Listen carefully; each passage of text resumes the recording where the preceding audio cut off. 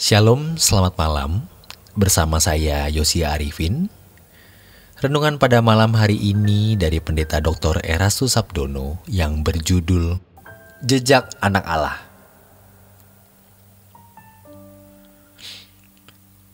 Selagi kita masih punya kesempatan untuk menyangkal diri yang dikalimatkan sebagai mematikan keinginan, hasrat, minat, cita-cita, tujuan untuk diri sendiri, selagi masih punya kesempatan untuk itu, lakukan.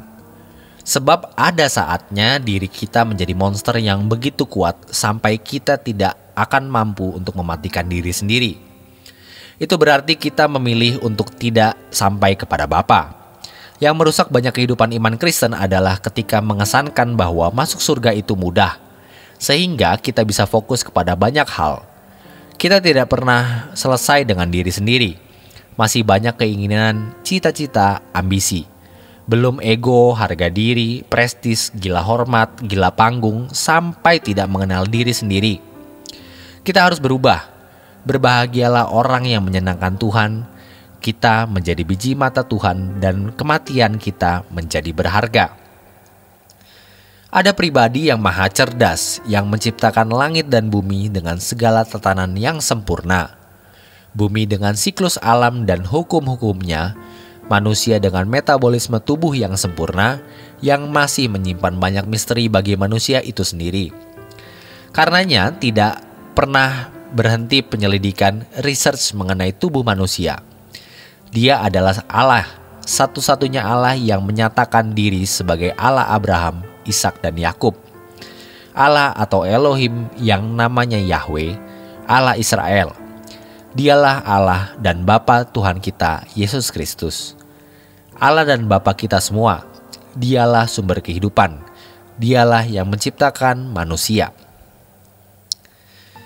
Yesus datang ke dunia menebus dosa kita, mengajarkan Injil, memberi contoh peragaan hidup sebagaimana seharusnya manusia hidup.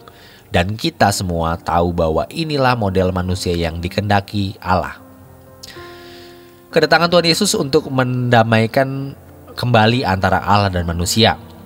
Ini bukan suatu wacana pasif, melainkan sebuah panggilan aktif di mana manusia bukan hanya ditebus oleh Tuhan Yesus, diampuni dosanya, dibenarkan atau dianggap benar, melainkan juga dimuridkan, didewasakan, diubah untuk memiliki kualitas hidup yang bisa bersekutu dengan Allah Bapa. Karenanya Allah Bapa memiliki tatanan. Dia tidak bisa menyangkali tatanannya. Hanya orang kudus yang bisa melihat Allah. Hanya orang suci yang bisa bersekutu dengan Allah. Makanya orang percaya harus suci seperti Allah. Akulah jalannya, ikutilah jejakku. Belajar kebenaran yang kuajarkan dan kenali hidup yang kuperagakan, supaya engkau memiliki hidup seperti hidup yang kumiliki.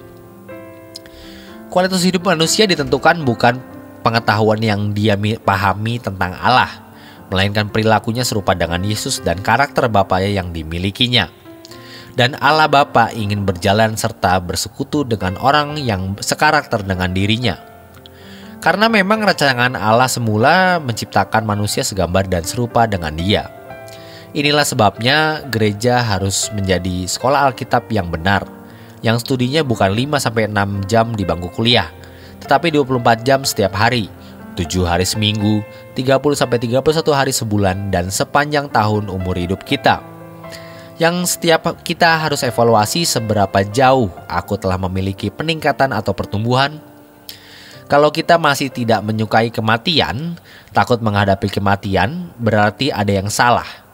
Kita pasti tidak suka menyambut kehadiran kedatangan Tuhan. Padahal bumi ini bumi yang terkutuk, yang menemukan onak dan duri. Tuhan sudah menetapkan dengan berpeluh engkau hidup di bumi. Karenanya kita menantikan langit baru, bumi baru. Apapun yang terjadi dalam hidup kita hari ini tidak masalah. Yang penting kita bertumbuh terus. Sampai pada tingkat setiap tarikan nafasku, setiap detak jantungku, denyut dan nadiku untuk Tuhan. Dan Dia alasan kita hidup. Baru kita ditempatkan pada tempat yang benar, di mana kita hanya untuk kesukaan Allah. Pada umumnya orang berkhotbah mau membagikan pengetahuan tentang Allah. Tidak salah memang, tapi spirit yang harus disalurkan, spirit yang harus dibagikan haruslah spirit yang menantang orang untuk kembali kepada gambar semula Allah untuk serupa dengan Dia. Kita mesti dengan jujur periksa diri sendiri. Model manusia seperti kita ini layak tidak masuk dalam istana Bapa, menjadi anggota keluarga kerajaan Allah, dimuliakan bersama Yesus? Mungkin kita sering gentar dalam hati nurani kita merasa bahwa kita belumlah menjadi manusia yang layak. Apalagi kalau kemudian ditunjukkan beberapa kelemahan atau kekurangan kita adalah muncul ketika merespon sebuah keadaan dan kita sadar ada yang salah dengan ini. Mestinya aku sudah tidak bersikap demikian. Maka dengan kerendah hati kita harus minta diubahkan.